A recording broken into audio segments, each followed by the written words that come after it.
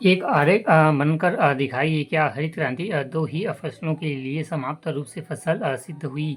विचार विमर्श करें। आधुनिक कृषि विधियों को अपनाने वाले किसान के लिए आवश्यक कार्यशील पूंजी क्या है। पहले की तुलना में कृषि की आधुनिक विधियों के लिए किसान को अधिक नकद की जरूरत पड़ती है। क्यों?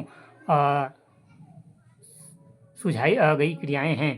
खेत पर पहले पश्चात अपने क्षेत्र में कुछ किसान से बातें करें। मालूम कीजिए। पहला, आधुनिक एवं परंपरागत मिश्रित खेती की इन विधियों में से किसान किसका प्रयोग करता है। एक टिप्पणी लिखिए। दूसरा, सिंचाई के क्या स्रोत हैं। तीसरा, कृषि भूमि को कितने भाग में सिंचाई होता है। बहुत कम, लगभग आधी, अधिकांश, समस्त। चौथा, किसान अपने लिए आवश्यक आगाद कहाँ से प्राप्त करते हैं। तीसरा, क्या भूमि का यह धारण कर पाएगी। भूमि एक प्राकृतिक संसाधन है। अंततः आपकी सावधानीपूर्वक प्रयोग करने की ज़रूरत है। वैज्ञानिक रिपोर्ट के संकेत है कि खेती की आधुनिक कृषि विधियों ने प्राकृतिक संसाधन के आधार पर अति उपयोग किया है। अनेक क्षेत्रों में हरित क्रांति के कारण उर्वरक के अधिक प्रयोग में मिट्टी की उर्वरता कम हो गई है। इसके अतिरिक्त नलकूपों में सिंचाई के कारण भूमि जल सतत प्रयोग के भौम जल स्तर कम हो गए हैं।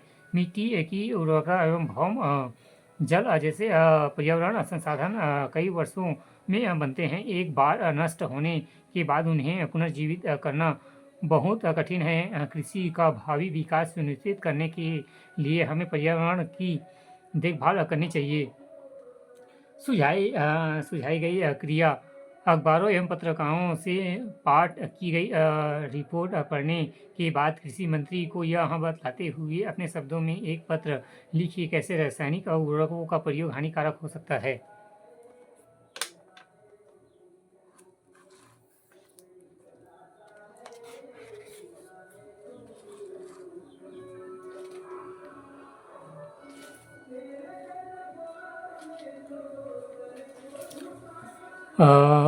चित्र 1.5 पर रामपुर गांव कृषि भूमि विवरण। रासायनिक उर्वरक ऐसे खनिज देते हैं जो पानी में घुल जाते हैं और पौधों को तुरंत उपलब्ध हो जाते हैं, लेकिन मिट्टी इन्हें लंबे समय तक धारण नहीं कर सकती है। वे मिट्टी से निकलकर भौम जल एवं नदियों और तालाबों को प्रदूषित करते हैं। रासायनिक उर्वरक मिट्टी की उपस्थिति जीवाणुओं और सूक्ष्म अवयवों को नष्ट कर सकते हैं। इसका अर्थ है कि उनमें प्रयोग के कुछ समय पश्चात मिट्टी पहले की तुलना में कम उपजाऊ रह जाएगी। स्रोत डाउन टू अर्थ नई दिल्ली।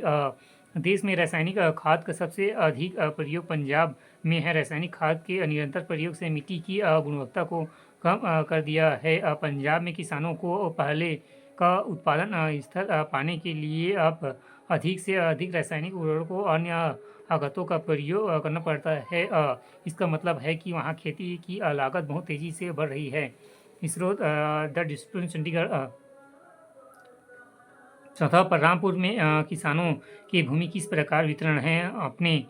आपने यह जान लिया होगा कि खेती के लिए भूमि कितनी महत्वपूर्ण है एवं दुर्भाग्यवश खेती के काम से लगे सभी लोगों के पास खेती के लिए पर्याप्त भूमि नहीं है।